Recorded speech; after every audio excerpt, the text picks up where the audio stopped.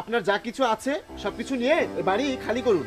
আপনার স্বামী এই বাড়ি বন্ধক রেখে ব্যাংক থেকে টাকা নিয়েছিল, সেই লোনের কিস্তি পরিশোধ না করার কারণে আমরা আপনার বাড়ি খালি করতে এসেছি।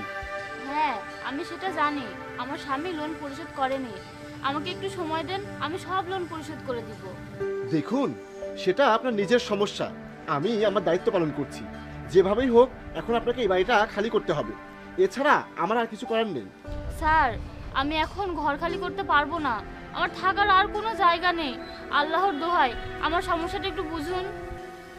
আম্মু এরা কারা? আমার বাড়ি থেকে বাইর করতেছে কেন? ঠিক আছে, আমি আপনাকে সন্ধ্যা পর্যন্ত সময় দিচ্ছি। এর মধ্যে টাকা দিতে না পারলে আপনাকে বাড়ি থেকে বের হয়ে যেতে হবে। আম্মু তারা এসব কি বললো? আমাদের বাড়ি থেকে বের হয়ে যেতে হবে কেন? কিছু না বাবা, তুমি ভিতরে যাও, আমি আসছি। আরে ভাবি, আপনি আবার কেন এসেছেন? কিছু বলার থাকলে তাড়াতাড়ি বলুন, আমার আবার জরুরি কাজে বাইরে যেতে হবে।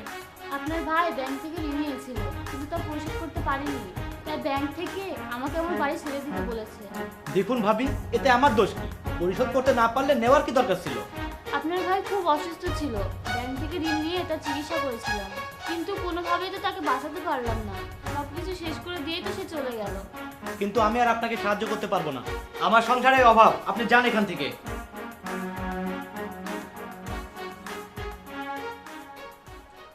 বাড়িতে কেউ আছেন? কাকে যাচ্ছেন? বাবা, তোমার আম্মুকে ডাকো। আম্মু তো বাড়িতে নেই। বাবা, এই নাও, এই খামটা তোমার আম্মুকে দিও।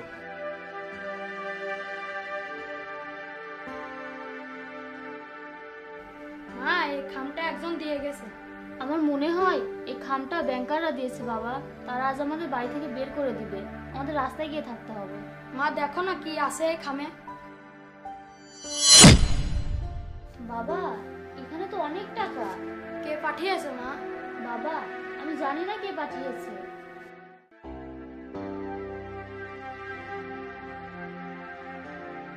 আপনার স্বামী আমার কাছে কিছু টাকা পাওনা ছিলেন, তিনি বেঁচে থাকতে আমি দিতে পারিনি, কারণ তখন আমার অবস্থাও খুব খারাপ ছিল। দয়া করে টাকাগুলো পেয়ে আমাকে ক্ষমা করবেন। বাবা, আমাদের আর কেউ এই বাড়ি থেকে বের করে দিতে পারবে না। স্যার, যাদের আমরা সময় দিয়েছিলাম এখনো তো কিস্তি পরিশোধ করেনি। হ্যাঁ, আমি জানি। তুমি যাও, আমি দেখব। আমি আপনাকে যে কাজটি করতে দিয়েছিলাম সেই কাজটি করেছেন? হ্যাঁ স্যার, আমি ওই খামটি তাদের বাড়িতে পৌঁছে দিয়েছি। ধন্যবাদ আপনাকে আমাকে সাহায্য করার জন্য।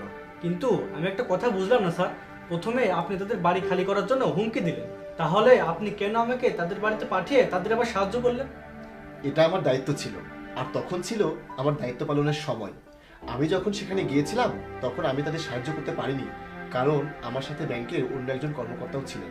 তাই পরবর্তীতে আমি আপনাকে পাঠিয়েছিলাম, যাতে তারা বুঝতে না পারে যে তাদেরকে কে সাহায্য করেছে। এতে আমার দায়িত্ব পালন করাও হলো, আর তাদের সাহায্য করাও হলো। এভাবেই মানবতার সম্পর্ক স্থাপন করতে হয়, আর কখনো কারো অসহায়ত্বের সুযোগ নেবেন না। সবসময় মনে রাখবেন, মানবতার চেয়ে বড় কিছু নেই।